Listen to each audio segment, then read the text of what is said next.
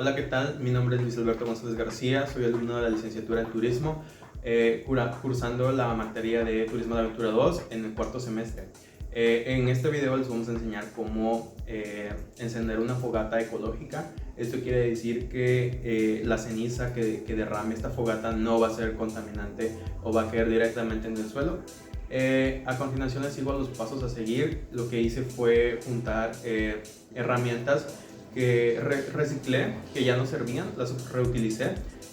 Utilicé madera que encontré entre la calle y terrenos baldíos.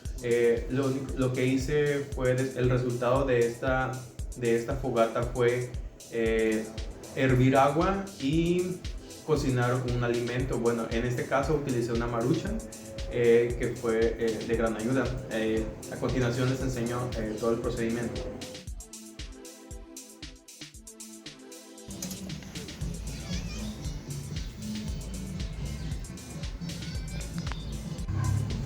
En este caso utilizamos muy poca madera para que el fuego lograra encenderse. Se colocó de esta manera dentro del recipiente. A continuación voy a humedecer un poco de papel con aceite para que agarre como combustible.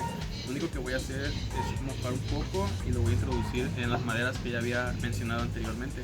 Esto nos va a servir para ganar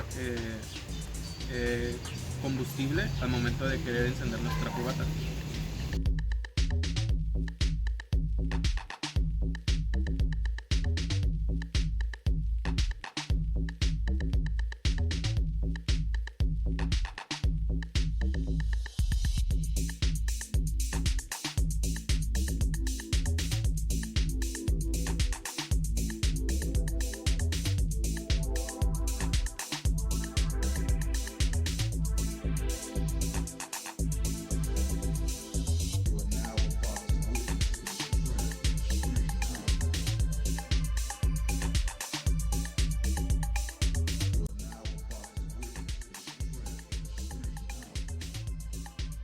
Nuestra agua está en punto de ebullición. Lo único que vamos a hacer es, en este caso yo voy a usar una maruchan y la voy a destapar y voy a utilizar el agua que ya está completamente hervida.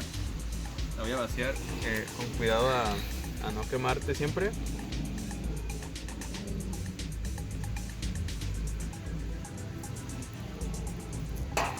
Y así nos queda. Y así nos queda nuestra, en este caso nos preparamos algo con una fogata que hicimos.